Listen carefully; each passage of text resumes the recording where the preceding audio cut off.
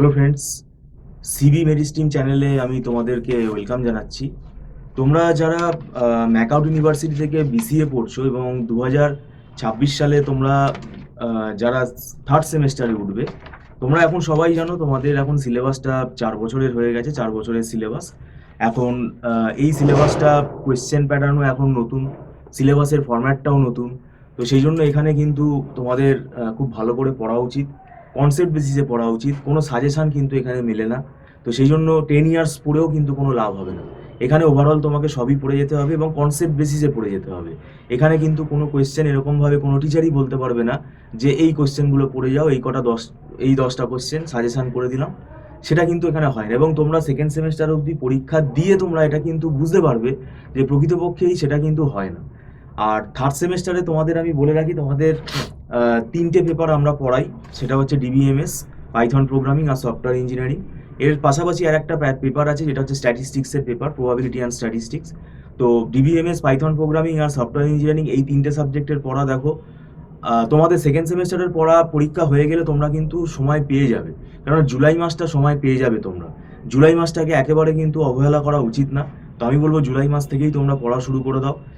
Software ইঞ্জিনিয়ারিংয়ের মধ্যে কিন্তু অনেক ম্যাথামেটিক্যাল লজিক আছে, অনেক ম্যাথামেটিক্যাল এক্সপ্লেনেশান রয়েছে এবং এর মধ্যে কিন্তু রুল ওরিয়েন্টেড মানে প্রিন্সিপালগুলো শিখতে হবে। এসআরএস ডকুমেন্ট কী করে বানাতে হয়, বিভিন্ন ইউএমএল ডায়াগ্রাম কী করে তৈরি করতে হয়, ডিএফডি কী করে তৈরি করতে হয়, এগুলো কীভাবে আঁকতে হয়, এগুলো সব শিখতে হবে। এবং এখানে কেস স্টাডিজ বেস কোয়েশ্চেন আসে, যেগুলো কিন্তু শুধু স্ট্রেট ফরওয়ার্ড থিওরি কোয়েশ্চেন পড়ে চলে গেলে কিন্তু হবে না। তো সেই জন্য আমি তোমাদের বলছি, এবং এই সফটওয়্যার ইঞ্জিনিয়ারিংটা পরবর্তীকালে তোমাদের ইন্টারভিউতেও কাজে লাগবে। এবং এটা যখন তোমরা প্রজেক্ট তৈরি করবে, প্রজেক্ট তৈরি করার সময় প্রজেক্ট রিপোর্ট যে আমরা তৈরি করি, তখন কিন্তু এই সফটওয়্যার ইঞ্জিনিয়ারিং প্রিন্সিপালগুলো না জানলে তোমার প্রজেক্ট রিপোর্ট কিন্তু তৈরি করতে অসুবিধা হবে। তারপরে এখানে আমাদের দেখো ডিবিএমএস রয়েছে, ডিবিএমএস ডেটাবেস ম্যানেজমেন্ট সিস্টেম। যে কোনো সিস্টেমে ডেটাবেস ব্যাকএন্ড কিন্তু ভীষণ ইম্পর্টেন্ট, এবং এটা ইন্টারভিউর জন্য কিন্তু পাশাপাশি থিওরি পরীক্ষার পাশাপাশি ইন্টারভিউর জন্যও খুব ইম্পর্টেন্ট। কারণ ডিবিএমএস এর মধ্যে এখানে দেখবে রিলেশনাল মডেল আছে, ইয়ার মডেল আছে, ফাইল অর্গানাইজেশন আছে, তারপরে এসকিউএল প্রোগ্রামিং আছে, পিএল এসকিউএল রয়েছে, ট্রানজাকশন ম্যানেজমেন্ট রয়েছে, রিলেশনাল অ্যালজেব্রা রয়েছে, কোয়ারি অপটিমাইজেশন রয়েছে, অনেকগুলো টপিক রয়েছে। তো এইখানে নর্মালাইজেশন বলো, functional dependency, query optimisation, transaction management, relational algebra, এর ওপরে কিন্তু বেশিরভাগ নিউমেরিক্যাল আসে, অঙ্ক আসে। তো সেগুলো শিখতে গেলে তোমাকে কিন্তু পুরো বুঝে পড়তে হবে, কনসেপ্ট বেসিসে পড়তে হবে। আর পাইথন প্রোগ্রামিংটা দেখবে তোমাদের সিলেবাসটা স্ট্যান্ডার্ড সিলেবাস, এবং এই সিলেবাসটা এখনই পড়ে নেওয়া দরকার। পাইথন প্রোগ্রামিংটা এটা শেখার কিন্তু এখন আইডিয়াল টাইম, পরে কিন্তু এটা শেখার আর টাইম পাবে না। তুমি যাই করো না কেন, data science, machine learning, data analytics যাই করো না কেন, পাইথন কিন্তু ম্যান্ডেটারি। তো সেই জন্য এটা শেখার কিন্তু আইডিয়াল টাইম। এবং আমাদের এই পাইথন সিলেবাসের মধ্যে কিছুটা ডেটা সায়েন্সেরও কিন্তু টপিক আছে। তো সেই জন্য আমি বলছি ওভারঅল এই সিলেবাসটা যদি আমার ব্যক্তিগত মত আমি বলি, এটা কিন্তু মানে 4-5 মাসের বেশি বেশি সময় লেগে যাবে। তো সেই জন্য আগে থেকে পড়া শুরু করাটা খুবই দরকার। যারা অনলাইন টিউশনে আগ্রহী আছো, তারা স্ক্রলে ফোন নাম্বারে আমাদের সাথে যোগাযোগ করতে পারো।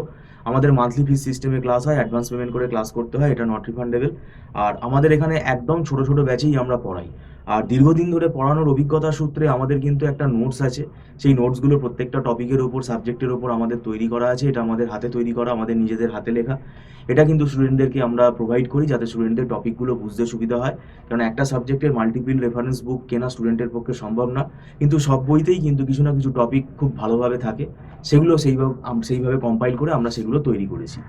আর আমরা কিন্তু পরীক্ষার 2 মাস আগে, 1 মাস আগে কিন্তু অ্যাডমিশান নেই না। কেননা স্বাভাবিকভাবে আমরা যেহেতু ধরে পড়াই, কনসেপ্ট বেসিসে পড়াই, তখন তাড়াহুড়ো করে পড়ানো কিন্তু খুব ডিফিকাল্ট হয়ে যায়। আমরা কিন্তু কোনোভাবেই সেটা অ্যাডমিশান নেই না। 2 মাস 1 মাস আগে কমপ্লিট করা সম্ভব না সিলেবাস। এবারে কিন্তু তোমরা মাথায় রাখবে, যদি পরীক্ষা ডিসেম্বর মাসে হয়, কেননা আউট সেমিস্টারের পরীক্ষা ডিসেম্বরে হয়, তো সেক্ষেত্রে যদি হয় তাহলে সেক্ষেত্রে সময় কিন্তু খুব একটা বেশি নেই। তো সেই জন্য আমি বলবো যে জুলাই মাসটা একদম তোমরা অবহেলা করো না, তোমরা পড়া শুরু করে দাও। কোনো না কোনো টিচার গাইডেন্স তোমরা নিতে পারো, কারণ আস্তে আস্তে তোমাদের এটা হায়ার সেমিস্টারের দিকে যাচ্ছে। তো যাই হোক, ভিডিওটা সম্পূর্ণ দেখার জন্য থ্যাংক ইউ সো মাচ।